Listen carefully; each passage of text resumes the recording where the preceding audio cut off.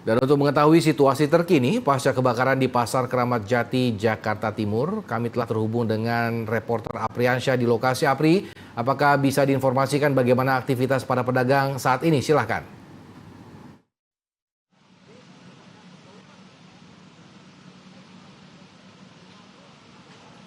Ya, Samuel dan juga pemirsa, untuk aktivitas para pedagang pasca terjadinya kebakaran di Pasar Induk Keramat Jati, khususnya ini pedagang buah, ada satu ataupun dua pedagang yang masih memilih sisa-sisa buahan mereka yang masih layak untuk dikonsumsi ataupun nanti dijual kembali. Namun jika saya gambarkan untuk kondisi Pasar Induk Keramat Jati sendiri untuk saat ini, juru kamera saya akan memperlihatkan. Inilah kondisi terkini kebakaran, pasca kebakaran di Pasar Induk Keramat Jati, khususnya di kios-kios buah.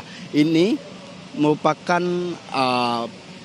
salah satu sumber kebakaran pertama yang mana memang ada salah satu toko plastik begitu yang mana sumber api tadi berasal dari toko plastik ini sendiri. Namun dari sekeliling dari toko plastik ini semuanya berjualan buah, baik itu terkhusus tadi kami melihat khususnya buah pepaya dan juga buah pisang.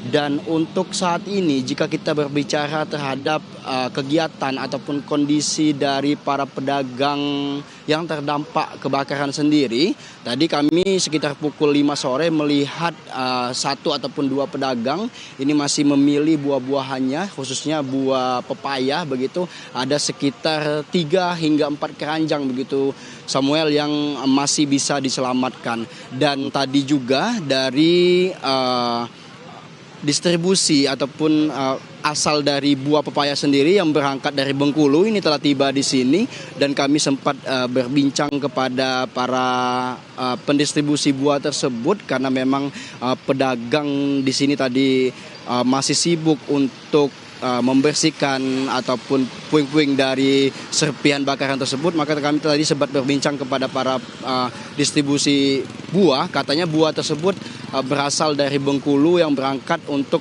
dijual di toko buah Pasar Induk Keramat Jati ini.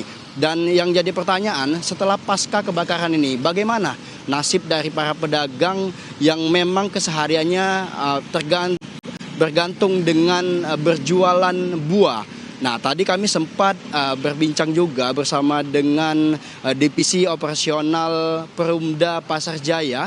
Ini ia menyampaikan maksimal 7 kali 24 jam pihaknya akan menyiapkan kios sementara untuk para pedagang, khususnya 350 kios sebanyak 95 pedagang untuk nanti ditempatkan di sisi kanan pasar, yang mana nanti para pedagang tersebut bisa berjualan di sisi kanan pasca terjadinya kebakaran. Namun dari Perumda Pasar Jaya ini menegaskan mereka meminta waktu maksimal 7 kali 24 jam untuk menyiapkan kios sementara tersebut. Dan yang jadi pertanyaan, 7 hari menunggu tempat jualan sementara itu bagaimana para penjual ini akan berjualan.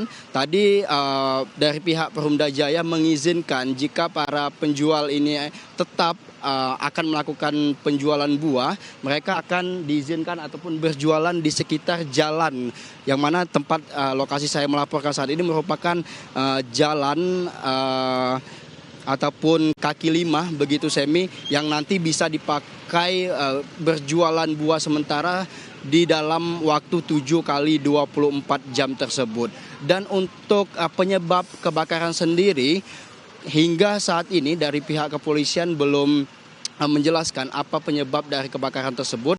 Namun dari pihak Puslatpur Polri ini tadi telah mengamankan barang bukti diantaranya abu bekas terjadinya kebakaran dan juga CCTV, khususnya CCTV dari salah satu kios yang tempat awal terjadinya kebakaran tersebut, yang telah dibawa oleh pihak Puslatpur Polri dan akan melakukan penyelidikan lebih lanjut sehingga nanti kita akan mengetahui apa sebenarnya penyebab awal dari kebakaran ini sendiri, Semi. Dan untuk korban jiwa sendiri, alhamdulillahnya dari akibat kebakaran ini tidak ada korban jiwa akibat kebakaran tersebut, sehingga kita harapkan agar kios-kios yang terbakar ini segera diperbaiki ataupun direnovasi oleh pihak Perumda Pasar Jaya. Sementara demikian informasi yang dapat kami laporkan. Saya kembali ke studio. Baik, terima kasih Apri atas informasinya. Kita tunggu perkembangannya dari lapangan. Selamat bertugas kembali.